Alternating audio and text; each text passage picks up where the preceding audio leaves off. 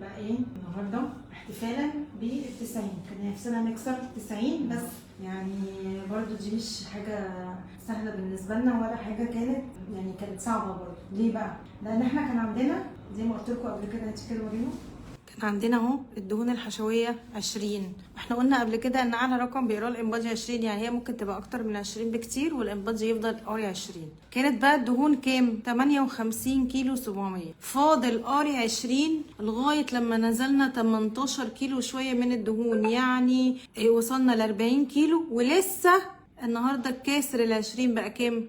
بقى 19. فكل ده كنا لسه في ال20. عشان كده اخدنا وقت شويه على ما كسرنا الدهون اللي هي يعني كانت زي ما بيقولوا كده محجره متليفه وحواليها تليف. فبسم الله ما شاء الله اللهم بارك، عقبال ال 18 كيلو جايين، يعني كمان 18 كيلو و700 من الدهون نزلوا، هي من 58 كيلو 700 ل 40. الميه هي اللي برضو 40 كيلو والباقي 36 و800. نفس المشكله اللي في الميه هي نفس المشكله اللي كانت في الدهون، اللي هو ان التصريف الليمفاوي مع كميه نسبه الدهون الكبيره دي بيبقى مش كويس. التصريف الليمفاوي بيأثر على نزول الدهون، سواء الدهون الحشويه اللي هي على الاجهزه، وكمان الميه، احتباس الميه والسوائل اللي جوه الجسم، فخلى منزول الميه مش اقوى حاجه. كانت الملح كان كام؟ 3.8 بقى 3.6. فلسه يعني لسه فاضل لنا 4 كيلو كمان ميه ينزلوا، 4 كيلو تمام. وطبعا ال90 دي لسه عايزين ننزلها شويه كويسين، حبه حلوين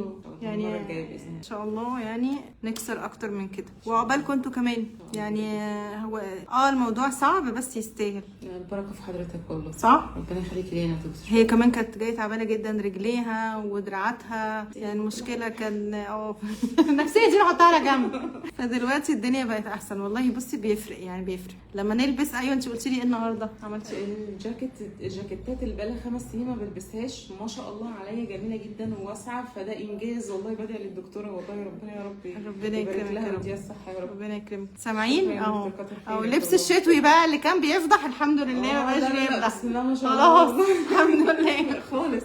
الحاجات اللي كانت مركونه من 5 سنين فعلا بقيت بلبسها خلاص. يلا عقبال اللي جاي ان شاء الله. نجيب بقى حاجات بقى، ننزل المقاس ونجيب ميديوم ان شاء الله، عقبال ما نجيب سمول. اللهم امين يا رب ان شاء الله. يا رب حضرتك كده، ربنا يخليكي يا حبيبتي. وتعبك ده تعبك. الحمد لله الحمد لله.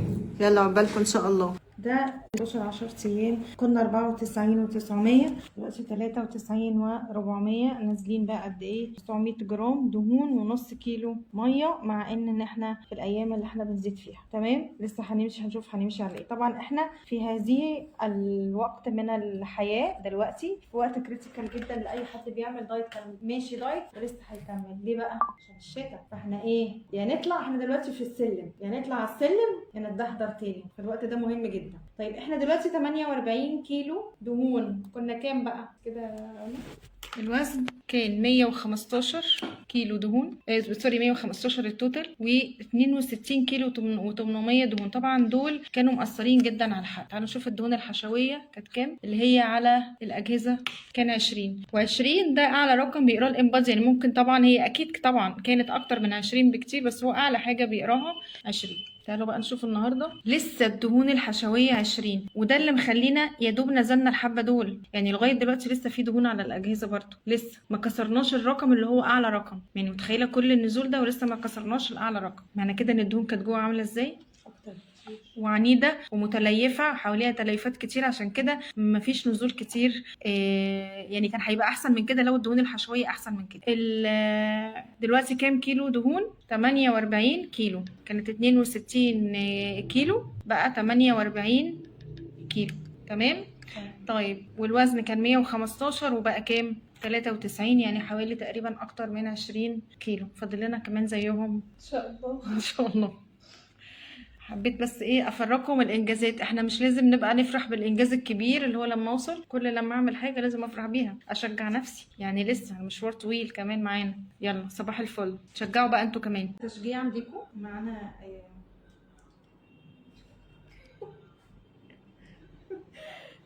هي شطوره ما شاء الله عليها. نزلنا بقى قد ايه؟ ما شاء الله ما شاء الله ما شاء الله اللهم بارك. نزلنا نجيب اول مره جينا كنا 45 كيلو دهون، 45 و700 كيلو دهون. بقينا كام بقى النهارده؟ 25 ونص، يعني 20 كيلو دهون صافي، 20 كيلو و200 دهون صافي. الى جانب ان احنا كنا 90، النهارده بسم الله ما شاء الله اللهم بارك بقينا 66 و700. الدهون الحشويه كانت 20، وانتوا عارفين ان 20 ده اعلى رقم بيقرا الانبادي، يعني ممكن تكون كانت اكتر بكثير من 20 وهي كانت اكتر من 20. بقينا 13. والدهون الحشويه دي اللي هي الدهون اللي على الكبد والاجهزه، واللي دي بتبقى معطله الحرق. لسه فاضل لنا حوالي 3-4 كيلو عشان ننزل الدهون الحشويه اللي هي الرقم 13 دي، تنزل لغايه الطبيعي بتاعها اللي هو التسعة. هي صراحه شاطره، ملتزمه جدا بمتابعتها الاسبوعيه، بتيجي كل اسبوع بتظبط، ما خلفناش ولا مره. الميه كان عندها شويه ميه زياده مش كتير، نزلناهم.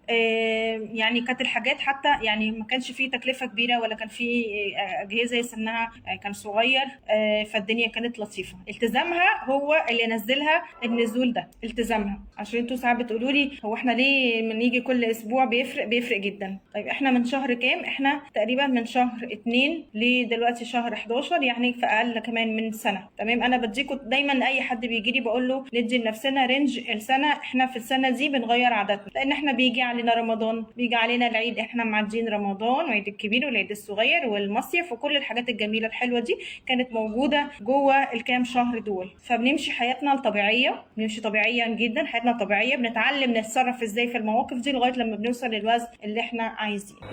النهارده معانا مش هقول الاسم، مستر ام معانا وصل لنتيجه ما شاء الله جميله. فعقبالكم كده ان شاء الله، انا بدي افرحكم واعمل لكم كده ايه تشجيع ان احنا نقدر نوصل للوزن المثالي. يعني كلمه الوزن المثالي دي مش بنوصل لها بسهوله، او يعني انا بالنسبه لي الوزن المثالي هو الوزن الصحي، لان يبقى ما عنديش نسبه عاليه من الدهون تجيب لي امراض بعد كده. النهارده نزلنا لغايه لما جبنا الاول الطبيعي في الدهون الحشويه، ده اهم حاجه بالنسبه لي. يعني مفيش كوليسترول، مفيش ارتفاع للضغط، مفيش اي امراض ممكن تجي لي نتيجه للسمنه اللي كانت متركزه اصلا، السمنه الموضعيه. تعالوا بقى نشوف الانبادي بتاعه وبعدين هسمعكم صوت مستر ام. ده الانبادي بتاع المره اللي فاتت، اخر مره. زي ما انتم شايفين كده كان الوزن اخر مره ده تقريبا من حوالي 3 اسابيع او يعني شهر تقريبا، 24/6 زي ما انتم شايفين التاريخ فوق، كان 86 وكان الوزن 27. الدهون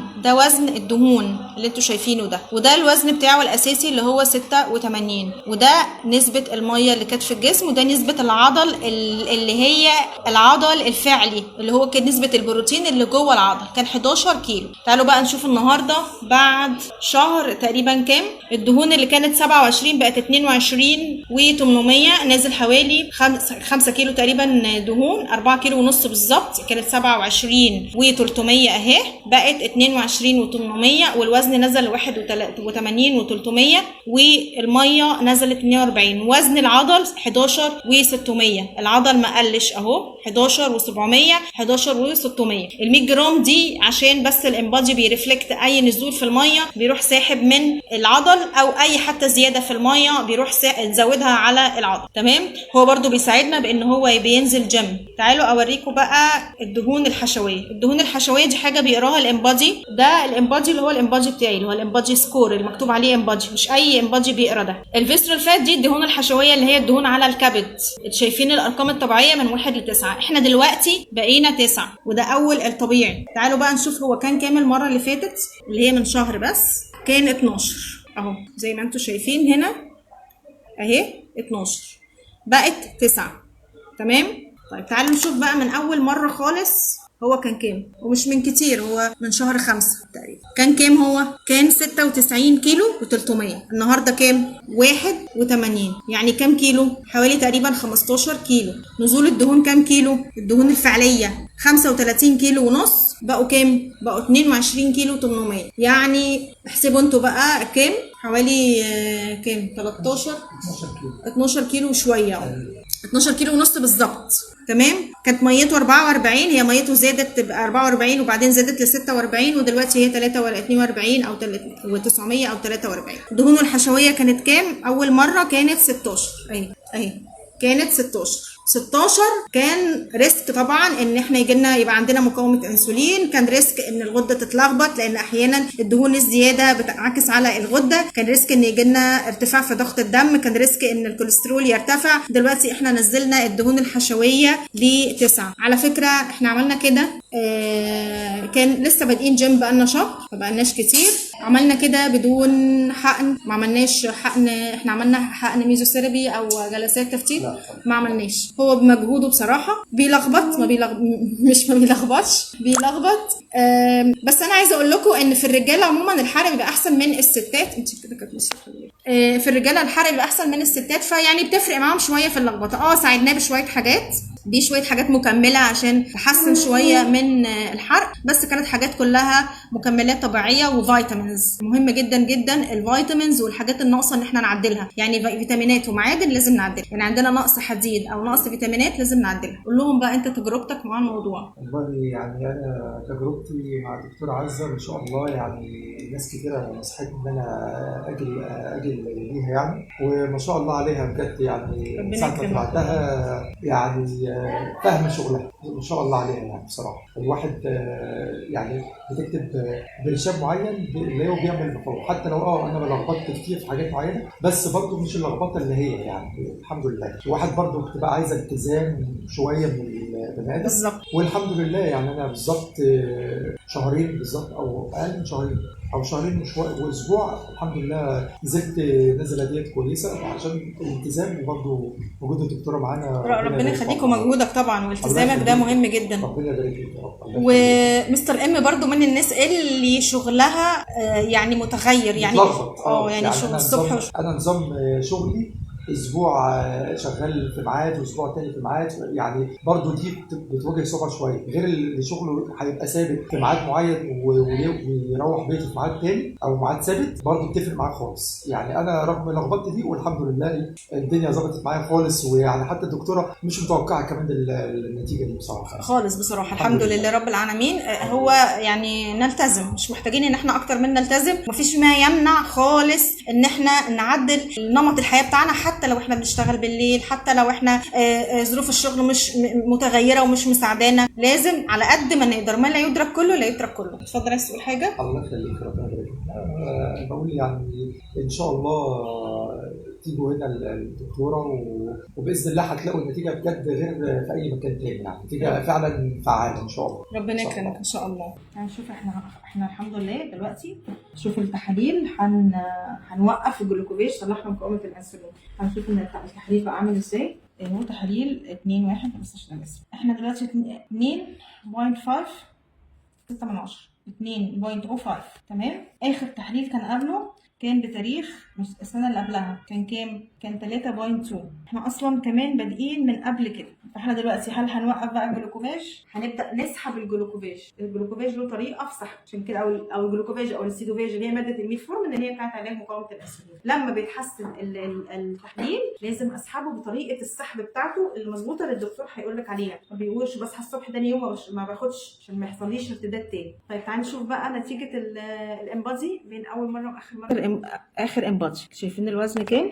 69.8. هنا بقى الوزن اول مره كان 92.2.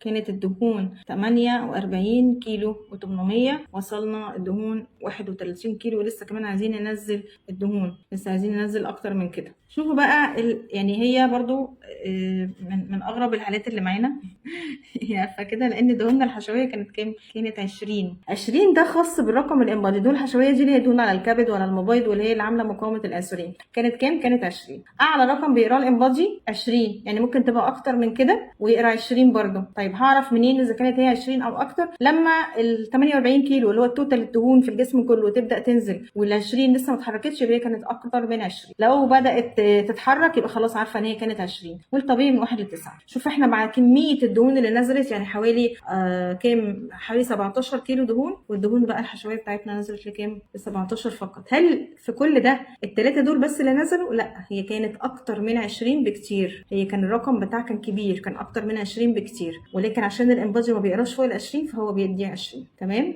يلا عقبالكم انتوا كمان اما يتحسن تحاليلكم والانبادي بتاعكم. النهارده برضو معانا بطله شطوره، اشطر واحده بقى ما شاء الله عليها، حبيبتي جميله وشطوره جدا ما شاء الله عليها ما شاء الله عليها. احنا كنا جايين الاول بكانت عصايه صح؟ أيوة. وسبناها الحمد لله. نزلنا كام بقى؟ كنا 100 اول مره كنا كام؟ 107. كنا 107 و900. النهارده كام؟ النهارده 80 و100. فالحمد لله ما شاء الله اللهم بارك. كام كيلو؟ حوالي 28 كيلو تقريبا يعني بالظبط كده.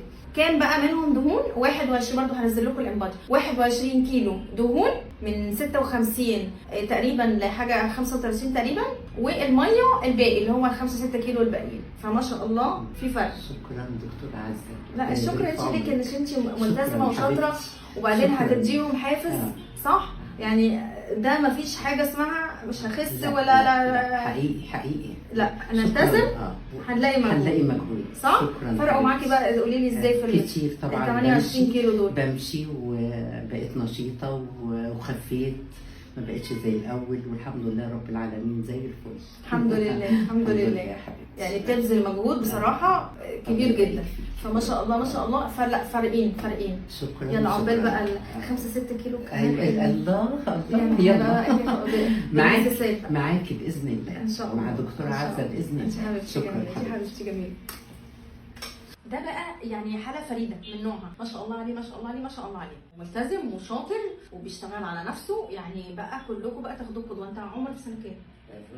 في اولى سنه ان شاء الله باذن الله. انت علم رياضه ولا هتبقى علوم؟ لا ان شاء الله علم رياضه ان شاء الله مهندس قد الدنيا. عشان عامل لي ارقام هندسه كده في الانبادي. احنا كنا اول مره كام؟ عشان انا هوريكم نتائج يعني قمر. كنا 80 النهارده بقينا كام؟ 65. سيبكم بقى من الارقام دي 80 و65. احنا النهارده كام بقى دهون؟ 15 كيلو دهون. انا فاكره المره اللي فاتت كانت 24 بس مش فاكره اول مره. عموما انا هصور لكم الانبادي. المره اللي فاتت كانت 72 كيلو 900. من اخر مره وزن معايا تقريبا من شهر ونص. النهارده الانبادي 15 كيلو دهون، يعني في شهر ونص دول نازل 9 كيلو 400 دهون في الشهر ونص دول بس من 72 مش من ال 80. كمان ايه بقى الدهون الحشويه بتاعته كانت اخر مره في ال 72 عشان دي الارقام اللي انا فاكراها. كان 10 النهارده 5 وقيس عليه ما شاء الله الله عليه. وزايد لي 300 جرام عضل وهو ان شاء الله هيكمل. عايزين 300 جرام، عايزين 3 كيلو مصر كده ماشي. عايزه اشوفك بقى بالانبادي المره الجايه تبقى زايد لي عضل تمام ماشي. عايزاك تقول لهم حاجه. اقول لهم يعني خليكم على نفسكم، واللي عايز حاجه بيعملها صح. برافو عليك برافو عليك.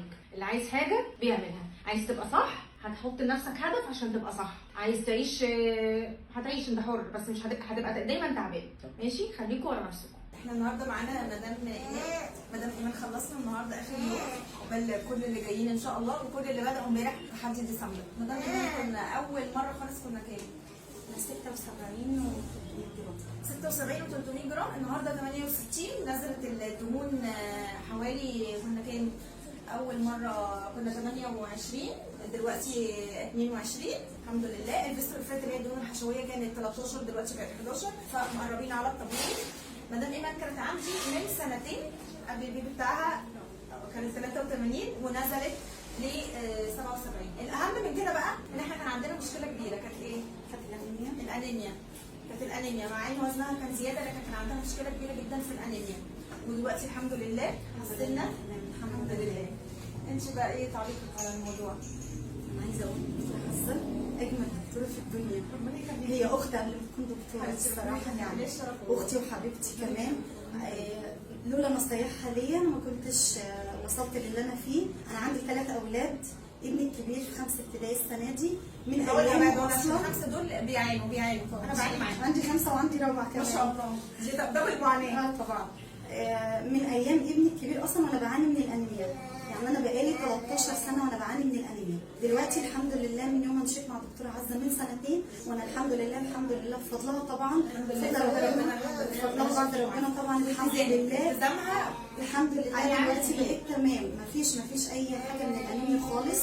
اي شويه صداع اي قلق مسافه ما امشي بس على اللي هي قالته واللي هي بتقوله وكل اللي هي عاملاه لي وكل الوضع اللي هي قايلاه وامشي عليه انا بقيت تمام الحمد لله. دلوقتي الحمد لله الله طبعا انا بقيت 100 مفيش اي حاجه خالص، ما عادش اي حاجه، ما عادش بتعب من اي حاجه، الحمد لله بقيت تمام ان شاء الله مع دكتور عزه من 68 ل 60 باذن الله. لا هو قال لي 68 ان شاء الله عشان نبقى كده تمام. يعني انا في الموضوع كله مش عايزه 2 كيلو كفايه قوي، بس الحمد لله والشيب زي الفل وقمر ومش محتاجين حاجه ثانيه. الحمد لله رب العالمين. ربنا يخليكي ربنا يخليكي ليا وما يحرمش منك ابدا. ربنا يخليكي. يلا عقبالكم كلكم. يا رب. باي باي.